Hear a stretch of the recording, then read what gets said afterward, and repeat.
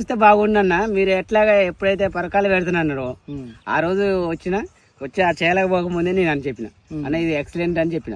ఆ కాయలు తీసుకొచ్చి ఇంటికాడ ఇప్పుడు ఉన్నాయి ఎండబెట్టిన బాగానే గింజలు కూడా లెక్క పెట్టలేదన్న నేను. కాకపోతే మీరు లెక్క పెట్టేదిగా చూసిన లైవ్ కూడా బాగుంది కాయ. కాకపోతే సేమ్ మైకో అన్న, మైకో అన్ని తట్టుకుంటుంది. వైరస్ అనేది 0 వల్ల అందులో బాగుంది అన్న. బైరోబిన్ బాగుంది.